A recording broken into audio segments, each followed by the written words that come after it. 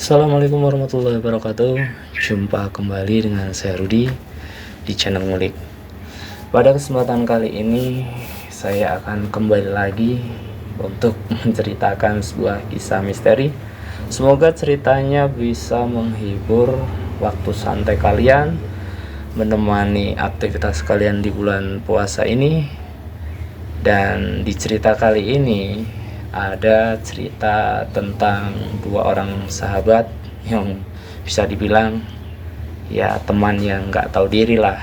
Sudah ditolong malah menjatuhkan usaha teman kecilnya sendiri.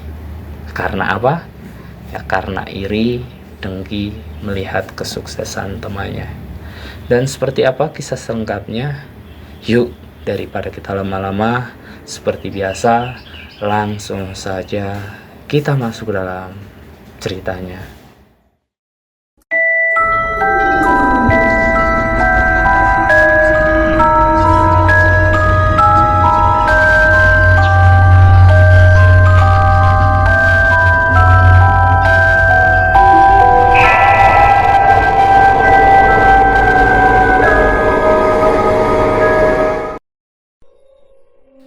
Bismillahirrahmanirrahim.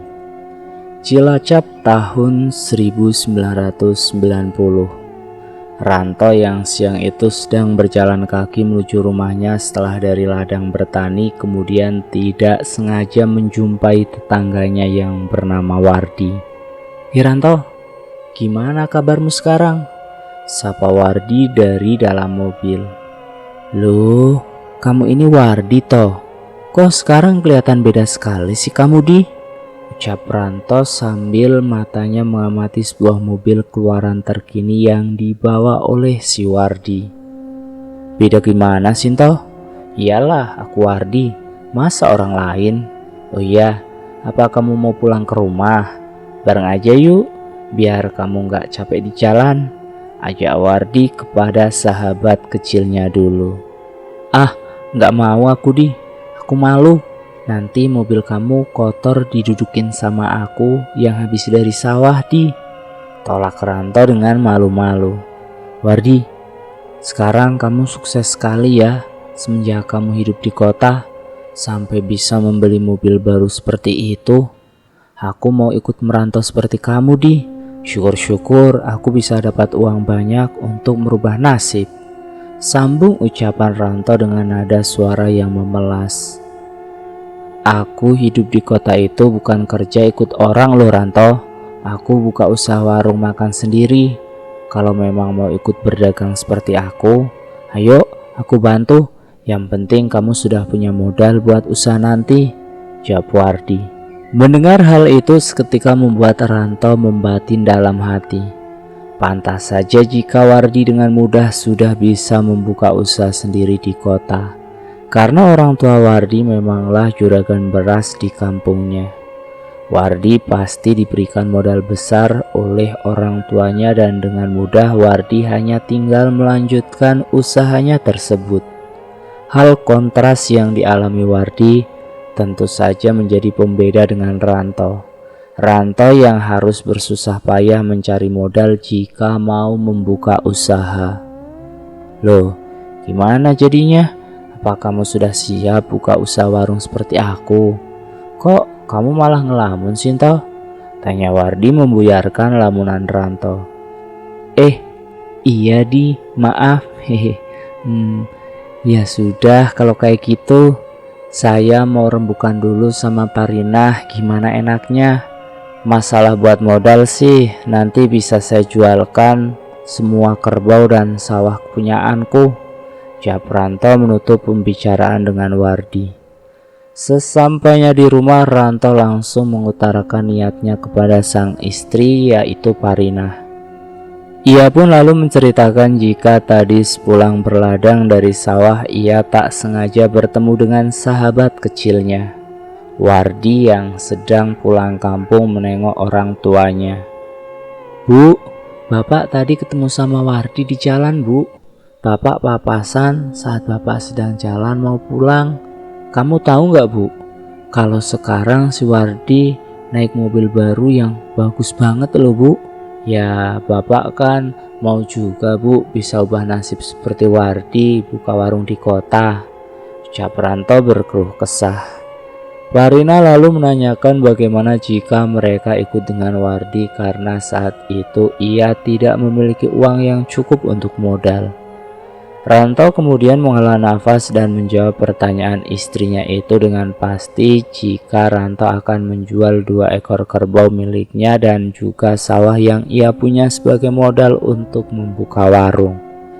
Awalnya sang istri memang merasa keberatan dengan keputusan suaminya itu. Berhubung 2 ekor kerbau dan sawah adalah sisa mata pencaharian mereka di kampung. Bapak mau jual 2 kerbau sama sawah kita? Asli pak, awas jangan sampai keliru loh pak ambil keputusannya. Lawong, Wardi kan memang anak orang kaya. Dia sudah tidak pusing buat cari uang buat modal pak. Beda pak sama kita-kita ini. Lah nanti misalnya warung di kota nggak jalan, terus pulang di kampung kebun sawah sudah dijual, mau gimana pak? Mbok ya dipikir-pikir dulu pak, kata sang istri. Namun saran sang istri sudah tidak Ranto pedulikan.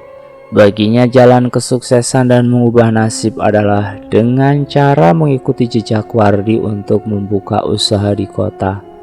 Ranto nekat menjual sawah dan 2 ekor kerbau miliknya.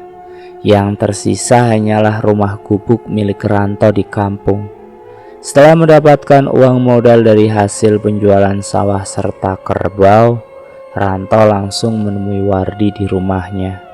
Wardi menjelaskan jika ia membuka warung nasi di daerah kawasan pabrik dan perkantoran yang mana tempatnya cukup strategis jika dipergunakan untuk usaha makanan.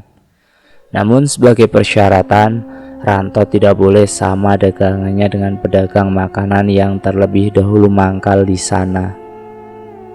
Ranto, persiapkan dan pikirkan dari sekarang secara matang-matang usaha makanan apa yang akan kamu buka di sana, dan kalau memang kamu sudah benar-benar niat mau mencoba usaha warungan, jangan sampai makanan yang kamu jual ini sama dengan pedagang yang terlebih dahulu mangkal di sana.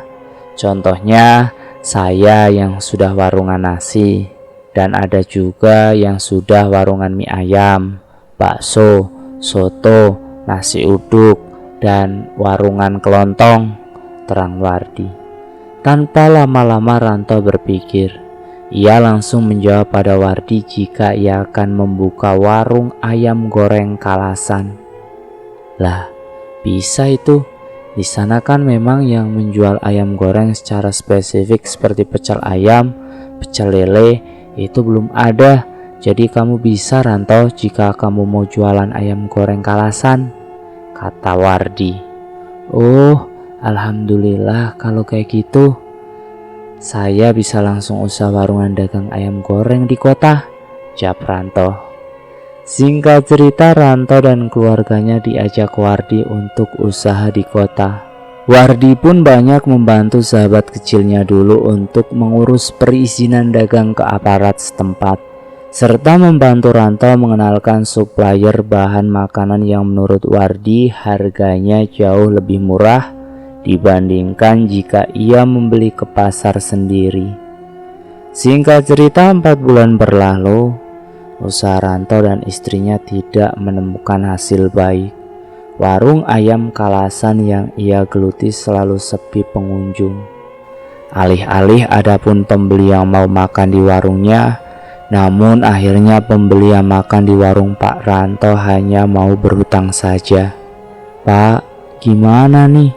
Sudah hampir 5 bulan kok gak ada perubahan. Lama-lama modal kita bisa habis pak. Apa kita pulang saja pak di kampung? Ada yang makan cuma ngutang. Apa nggak ngilu pak kepalaku kalau lama-lama seperti ini? Gerutu Parinah, istri Ranto yang sudah kebingungan. Loh, ya nggak bisa toh bu. Kan kerbau dan sawah kita sudah dijual semua. Lah mau makan apa nanti kita di sana, Bu? Jawab Ranto. Dalam perbincangan sengit antara Ranto dan istrinya, tak sengaja Hendy mendengar percakapan itu dan ikut berkomentar. Maaf loh ya Pak, ini hanya sekedar masukan saja untuk warung Bapak. Jika masakan Bapak ini terlalu manis, bahkan sambal yang disajikan pun bercitra rasa manis, sepertinya kurang cocok di lidah orang-orang sini Pak, yang sebagian besar dari suku Sunda dan Betawi yang suka citra rasa asin pedas. Barangkali Bapak bisa perbaiki lagi masakannya Pak, ucap Hendy. Namun bukannya menerima masukan baik dari pelanggan, Ranto seolah cuek dan tidak mau menerima masukan. Ia berdalih jika memang citra rasa manis merupakan khas asli daerah sang orang tua yang mewarisi resep tersebut kepada Ranto. Lagi pula Ranto takut jika ia merubah resep bumbunya. Ranto takut yang ada malah menghilangkan rasa khas asli ayam kalasan dari daerah asalnya tersebut. Dari hari ke hari, Ranto hanya duduk termenung di depan warung miliknya. Ada rasa iri yang menjalar di hati Ranto melihat para tetangga warungnya ramai diserbu para pengunjung saat jam makan siang. Ia berandai-andai jika saja warung dagangan miliknya bisa selaris warung makan Wardi yang hanya berjarak 10 meter dari warung milik Ranto. Tapi apalah daya, kenyataan dalam sehari warung ayam goreng Ranto tak sampai menghabiskan 1 ekor ayam. Bahkan seringkali ayam dan nasi yang tidak habis dijual mau tak mau harus dibuang karena sudah basi. Dan yang membuat hati Ranto tambah mendidih kepanasan yaitu Yamilatun, istri Wardi, seringkali membeli nasi di warung Ranto karena nasi di warung Wardi selalu kehabisan. Sekedar info, dulu kan masaknya itu kan gak pakai magicom kan ya. Jadi kalau menunggu nasi matang itu cukup lama karena masaknya lewat dandang kukusan, ya kan? Dalam pergumulan hati Ranto, ia kemudian bercerita dengan budenya di kampung tentang kemelut usahanya yang sedang dihadapi. Halo Bude, Assalamualaikum. Ini dengan Ranto Bude. Sepertinya Ranto akan ikut kerja dengan Bude saja. Ranto akan menggarap sawah kepunyaan Bude di Blora. Usaha Ranto di kota masih belum membuahkan hasil Bude. Ranto pun bingung. Jika Ranto pulang ke kampung, Ranto sudah tidak memiliki apa-apa lagi karena 2 kerbau dan sawah peninggalan ibu serta bapak sudah Ranto jual untuk merantau Bude. Ucap Ranto berkeluh kesah di telepon. Secara mengejutkan ternyata jawaban dan reaksi sang Bude Ranto ini di luar dugaan. Duh lele, kamu baru kayak gitu aja kok mau pulang? Jangan mau kalah dong. Ya kalau warungmu sepi itu artinya kamu harus pergi ke dukun. Ya siapa tahu aja toh warung di sekitarmu juga pakai bantuan dukun. Kan gak ada yang tahu kan? Ucapan dari budenya itu membuat Ranto tersadar. Dalam pikirannya mungkin saja selama ini warung ayam gorengnya sepi karena warung di sekelilingnya semua memakai bala bantuan dukun, sehingga para pelanggan enggan untuk makan kembali di warung Pak Ranto. Ranto dan sang istri kemudian segera bertanya-tanya kepada tukang becak di mana ada orang pintar yang tidak jauh dari warungnya itu. Kebetulan si tukang becak yang sebut saja namanya Pak Januri kenal dengan orang pintar yang membuka praktek di dekat lokasi tersebut. Di hari yang dijanjikan, Ranto dan Parinah langsung mendatangi dukun tersebut diantar oleh Pak Januri. Sesambanya di sana, tanpa basa-basi Ranto langsung mengutarakan apa yang menjadi keinginannya. Hahaha, ya. Bisa diatur itu Ranto, asal bayarannya sesuai saja ya. Saya minta mahar 50.000, tapi 100% bisa saya pastikan warungmu akan laris manis Ranto, ucap Mbah Dukun. Sekedar info, pada tahun 1990 uang 50.000 itu gede sekali loh ya. Setelah dipikir-pikir, akhirnya Ranto dan Parinah pun setuju untuk memberikan mahar tersebut. Untuk ritualnya, si dukun kemudian mengajak Parinah untuk membuka celana dalamnya dan diberikan kepada si dukun untuk diberi aji-ajian di atas asap kemenyan. Mulut si dukun terus berkomat-kamit membaca mantra. Dan tak lama celana dalam Parinah yang sudah diasapi kemenyan ia bungkus dengan kain merah. Nah, ini ritualnya sudah selesai. Saat kamu memasak, pastikan barang ini ikut terkena oleh asap panas masakanmu. Oh iya, barang ini jangan sampai lupa tercuci, maka nanti khasiatnya akan hilang. Dan terakhir yang tidak kalah pentingnya, kalian harus mengambil 7 tanah kuburan dari 7 kuburan yang berbeda di malam Jumat Kliwon atau Selasa Kliwon. Jika sudah berhasil, sebarkan tanah kuburan itu ke warung-warung saingan kalian. Sepulang dari rumah dukun, Parinah dan Ranto mengikuti perintah sang dukun untuk menjalankan semua anjurannya. Keesokan harinya, tepat di malam Selasa Kliwon, Parinah serta Ranto mengendap-endap menyusuri kuburan umum untuk mendapatkan 7 tanah kuburan dari 7 makam yang berbeda. Dan segera ia menaburi di warung nasi milik Wardi, warung soto milik Ibu Kendak, warung mie ayam milik Pak Joyo, warung bakso milik Pak Samsul, dan warung nasi uduk milik Ibu Halimah. Namun karena rasa iri dan warung yang paling ramai adalah warung nasi milik Wardi, maka diputuskanlah tanah kuburan yang paling banyak Ranto sebar adalah di warung nasi milik Wardi.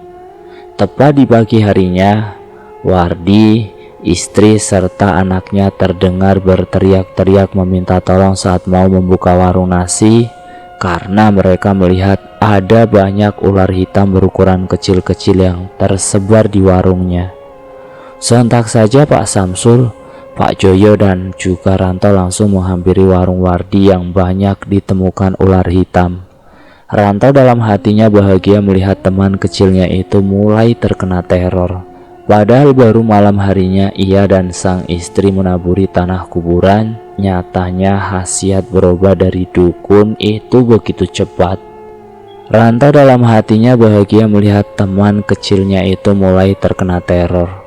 Padahal baru malam harinya ia dan sang istri menaburi tanah kuburan dan hasilnya begitu cepat. Ranto yang menyadari itu adalah akibat dari aksinya menaburi tanah kuburan. Agar tidak dicurigai, ia berusaha untuk berperilaku biasa-biasa saja dan berpura-pura simpatik atas kejadian aneh yang menimpa Wardi. Kok bisa ada banyak ular hitam di sini? Saya selama bertahun-tahun jualan di sini tidak pernah loh menemukan banyak ular hitam macam ini, tanya Pak Joyo keheranan. Sudahlah Pak Joyo, gak perlu keheranan seperti itu. Mungkin saja ini karena musim hujan dan ular-ular yang bersarang di bawah tanah mulai mencari tempat aman, jawab Ranto. Nah, benar juga Ranto ini. Bisa jadi ada kemungkinan ular-ular itu sedang mencari tempat persembunyian baru karena musim hujan.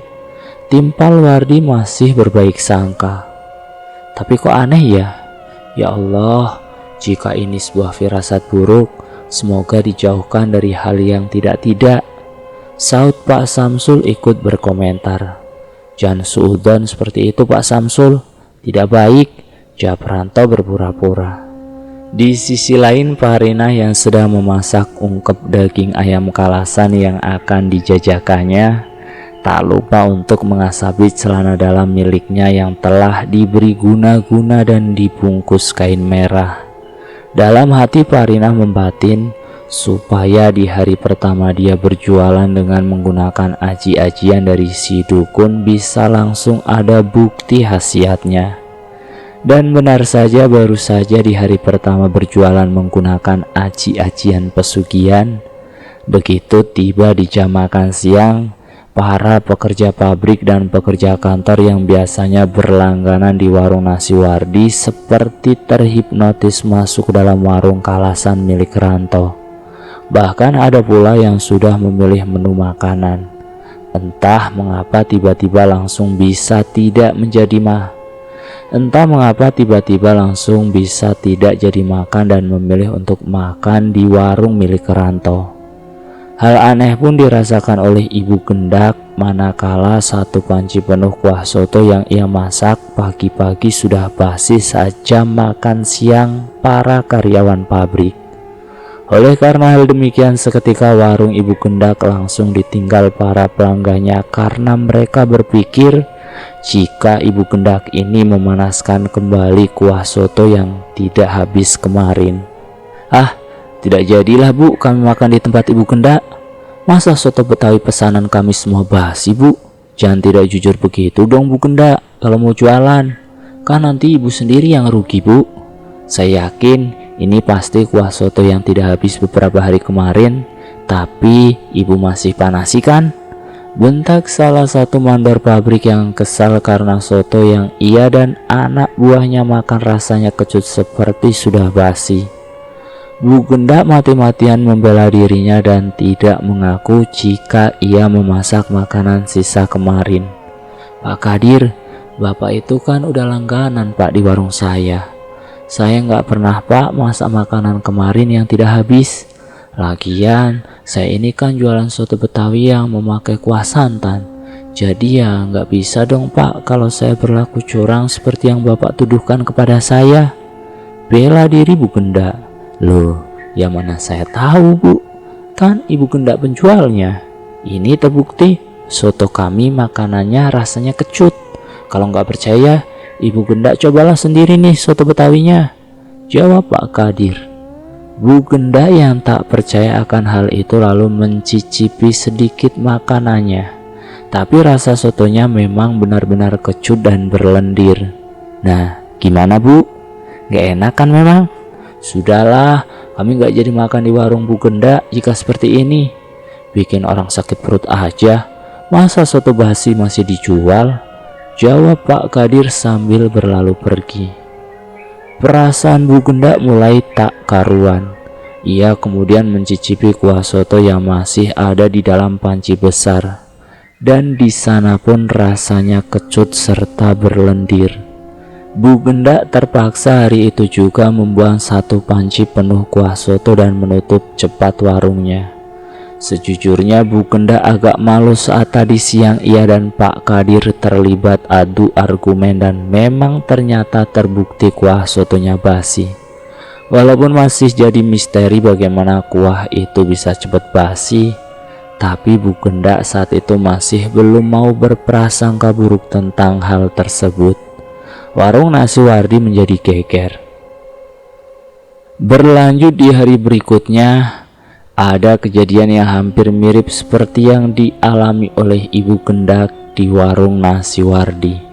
Saat jam makan siang, beberapa pelanggan wanitanya menjerit-jerit karena di dalam piring nasinya terdapat beberapa serangga yang mati mengering.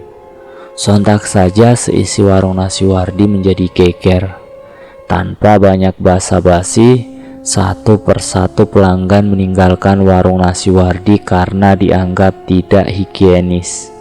Wardi memelas kepada pelanggannya untuk kembali makan lagi dan mengganti makanannya yang sudah tercemar dengan makanan yang baru. Namun, karena mereka sudah kadung kesal dan jijik melihat ada beberapa lalat mati dan juga kaki kecoa yang ada di dalam piring nasi, para pelanggan pun enggan untuk kembali makan di tempat Wardi.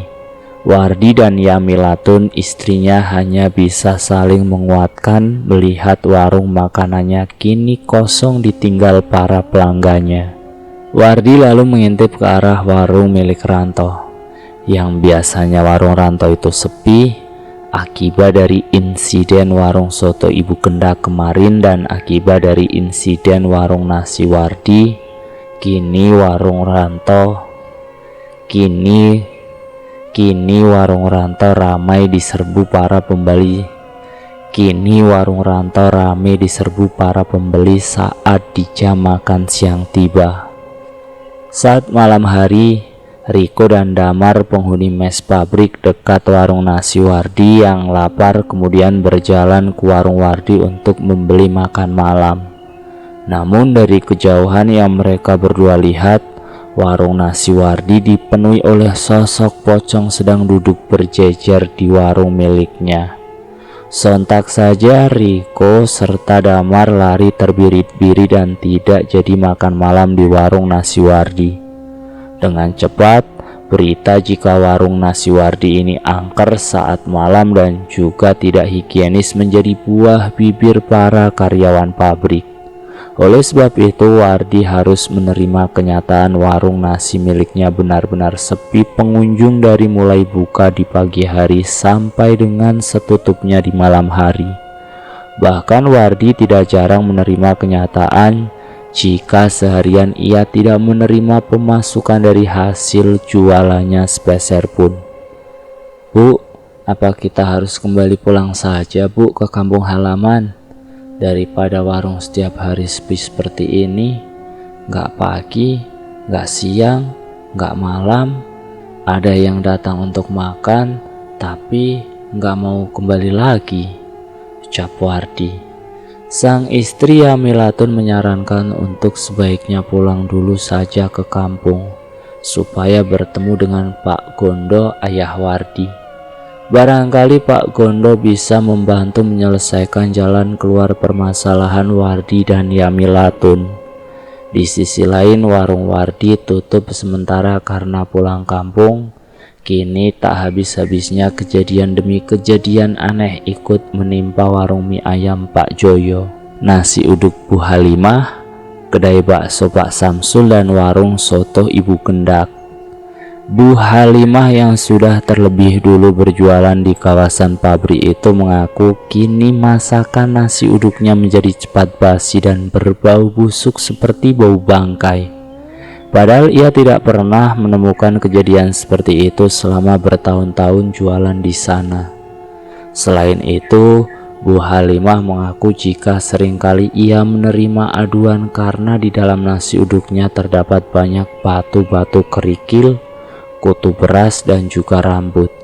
Ia sendiri heran karena Bu Halimah memakai kerudung dan tidak mungkin rasanya jika itu rambut miliknya yang terjatuh di dalam nasi.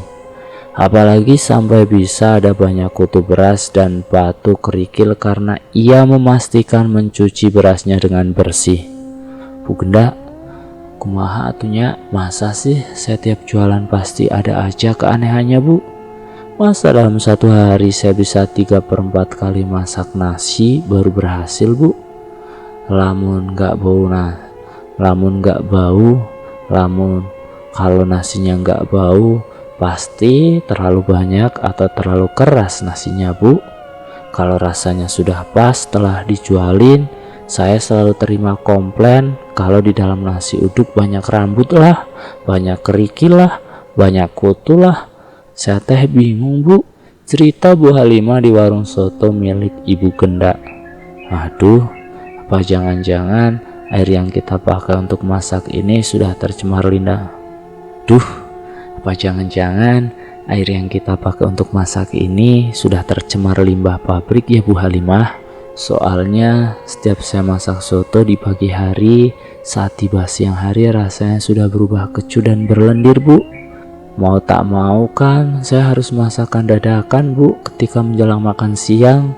Itu pun saya jadi tidak bisa masak satu panci penuh kuah soto seperti hari-hari kemarin karena takut nanti basi lagi, Bu," saut Bu Genda yang ikut berkeluh kesah. Berbeda dengan Bu Halimah dan Ibu Genda, Pak Joyo dan Pak Samsul yang memang saudara sekandung pun saling mengutarakan keresahannya masing-masing. "Kang Joyo, kok warung bakso saya semakin hari semakin sepi ya? Biasanya sehari bisa habis 50 hingga 60 mangkok bakso loh. Kini bisa habis 20 mangkok pun sudah syukur. Saya nggak ngerti loh, Kang, kenapa bisa begini ya? Rasanya saya merasik bumbu baksonya sama aja seperti biasanya. Dan sama sekali tidak ada yang diubah, Kang? Tanya Samsul kepada sang kakak. Nah ya nggak tahu Sul, saya juga sampai heran, kok bisa kata orang mie ayam saya ini pakai ayam tiren karena berbau tengik. Malahan ada juga yang sampai marah-marah di warung karena ada belatung di dalam mie ayam. Saat ini dalam sehari saya bisa jual 10 porsi mie ayam saja, sudah alhamdulillah loh Sul, jawab Pak Joyo sambil menggaruk-garuk kepalanya karena keheranan. Sepertinya ada yang gak beres ini Kang. Barangkali ada yang mencoba mengguna-guna warung kita. Buktinya warung nasi Wardi saja sampai benar-benar sepi dibuatnya. Dan juga warung Bu Gendak serta warung Bu Halimah, jawab Samsul. Apa maksudmu? Ini semua ada hubungannya dengan warung Ranto itu Sul. Kita nggak bisa asal tuduh tanpa bukti loh. Nanti kita sendiri yang akan rugi apabila tuduhan kita tidak benar, saut Pak Joyo sambil memperhatikan warung Ranto dari kejauhan. Ya saya paham Kang, memang nggak boleh asal tuduh. Tapi kan nggak salah kalau saya punya kecurigaan terhadap warung milik Ranto itu Kang. Yang biasanya sepi kok tiba-tiba bisa membludak penuh pelanggan saja makan siang Kang. Kalau memang saya sudah punya bukti jika si Ranto ini main pesugihan, akan saya bakar warungnya Kang, saut Samsul dengan kesal. Singkat cerita, di sisi lain setibanya di kampung, Wardi tanpa basa-basi langsung bertukar pikiran dengan Pak Gondo sang ayah. Wardi ini menceritakan keanehan demi keanehan yang ia alami akhir-akhir ini di warung nasi miliknya. Barangkali ada yang sengaja melakukan pesugihan Wardi, dan pesugihan itu membuat rugi warung di sekitarnya juga. Kamu ingat-ingat saja dulu Wardi, apa ada hal yang mencurigakan sebelum kamu mendapatkan teror? Tanya Pak Gondo. Wardi sebenarnya gak yakin ada yang berani berbuat demikian Pak, karena kami satu sama lain terlihat baik-baik saja. Lagi pula dagangan kami pun berbeda-beda loh Pak di sana, kata Wardi. Duh Wardi, kamu bisa berbicara seperti itu, tapi hati manusia siapa yang bisa tahu? Saat ini yang terpenting kamu perbaiki lagi aja ibadahmu Wardi. Anggaplah ini cobaan dari Allah Ta'ala. Jangan lupa sholat dan selalu meminta petunjuknya agar segera ditunjukkan kebenaran yang sesungguhnya, kata bapaknya. Apa sebaiknya Wardi ikut ke dukun saja Pak untuk mencari tahu siapa yang tega ingin menghancurkan usaha Wardi, kata Wardi dengan bingung. Ya janganlah Wardi, masa ya setan mau dilawan sama setan juga? Kamu harus tahu, tidak ada yang bisa menandingi kekuatan Allah. Mintalah petunjuk padanya dan berserah diri. Insya Allah semua akan baik-baik saja nak. Bapak pun akan terus mendoakanmu nak. Semoga permasalahanmu cepat berlalu. Jangan lupakan jika doa orang tua itu mustajab nak, jawab Pak Gondo memberikan nasihat kepada Wardi. Setelah hampir 1 minggu berada di kampung untuk menenangkan diri, Wardi dan istrinya kembali ke kota untuk mencoba peruntungan kembali membuka warung nasi. Begitu ia dan istrinya tiba, Wardi langsung ditemui oleh Samsul, Joyo, Ibu Gendak serta Ibu Halimah. Mereka semua saling bersaksi jika akhir-akhir ini banyak keanehan yang mereka alami di warung. Tapi anehnya hanya warung Ranto saja yang terlihat adem ayem. Bahkan kini warung Ranto buka tak sampai jam 3 sudah tutup kembali, karena selalu kehabisan diborong oleh para pembeli. Menurut mereka, Wardi harus bertanggung jawab untuk menegur Ranto serta mencari tahu kebenaran, karena sebelumnya Wardilah yang membawa Ranto ikut berjualan di sana. Begini Wardi, jujur saja kami ini semakin lama semakin resah dengan kehadiran Ranto. Kami mencurigai Ranto melakukan pesugihan warung pocong, karena selama kamu pulang kampung, Selain warung kami semua mendadak sepi akibat kejadian-kejadian aneh di luar nalar, para warga sekitar pun bercerita jika mereka sering ditampakkan wujud pocong di sekitar sini. Ucap Pak Samsul membuka percakapan. Baiklah kalau begitu, jika memang dirasa saya perlu untuk berbicara dari hati ke hati dengan Ranto, karena memang sayalah yang mengajak Ranto untuk membuka warung di sini, jawab Wardi. Kami semua sepakat jika memang terbukti Ranto berbuat curang, kami tak segan-segan untuk membakar warungnya itu. Setidaknya kami sudah memberi ultimatum melalui kamu, Wardi. Silahkan saja jika ia tetap mau membuka warung pesugihan, asal jangan di sini tempatnya, karena akan merugikan kami semua. Timpal Pak Joyo terbawa emosi. Setelah keadaan sudah tenang, Wardi kemudian mengajak Ranto untuk berbicara dari hati ke hati mengenai prasangka para tetangga warungnya terhadap Ranto dan juga keresahan Wardi sendiri. Maksud kamu apa sih? Jangan berani mengurusi dapurku. Bilang saja kalau kamu sama yang lainnya itu iri dengan warung saya yang sekarang ramai pembeli. Bentak Ranto kepada Wardi sambil berlalu pergi dengan wajah merah padam. Bu, itu si Wardi sudah berani-berani sekali negur saya, Bu. Ucap Ranto membuka percakapan dengan istrinya dengan suara yang meninggi. Lihat saja nanti, tak balas semua yang mengganggu warung saya, sambung Ranto yang geram sambil bersiap-siap untuk pergi kembali ke rumah dukun untuk membuat perhitungan. Setibanya di rumah si dukun, Ranto kembali mengutarakan keinginannya untuk membuat bangkrut semua warung di sana sekaligus ingin menambah pelanggan agar warungnya semakin laris. Hahaha, belum puas rupanya kamu, Ranto. Baiklah, jika itu maumu, kini ambillah lagi 10 tanah kuburan dari 10 makam berbeda di waktu malam Jumat Kliwon. Kemudian sebarkan di warung pesaingmu, Ranto. Dan ini kuberi garam yang sudah kumasukkan aji-ajian agar masakanmu semakin lebih nikmat dan banyak pembeli, ujar si dukun. Singkat cerita, naas bagi Ranto saat menjalankan aksi kedua kalinya. Ketika malam tiba, ia tidak sengaja dipergoki oleh Samsul yang saat itu kebetulan ia masih sibuk mengolah bakso untuk dijualnya esok hari.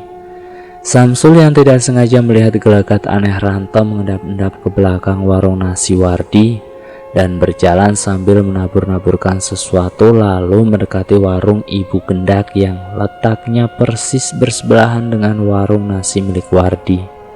Samsul masih memperhatikan gerak-gerik Ranto yang ternyata juga menaburkan hal yang sama di warung soto milik Ibu Gendak.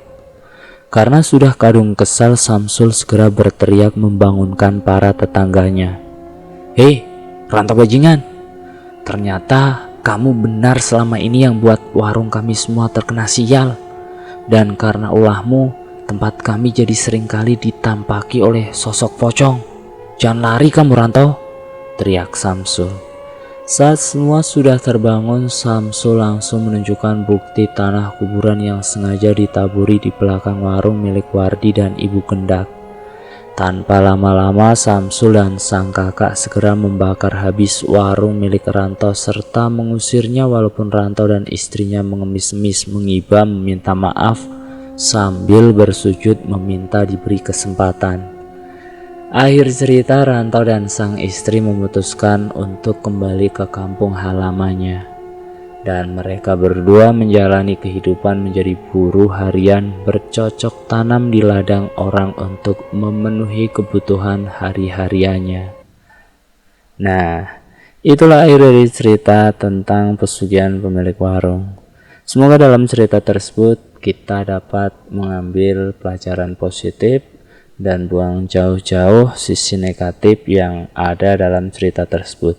Terima kasih sudah mampir di channel Ngulik. Jangan lupa tekan tombol like, share, dan komen. Tekan subscribe untuk mengikuti video kami selanjutnya ya. Assalamualaikum warahmatullahi wabarakatuh.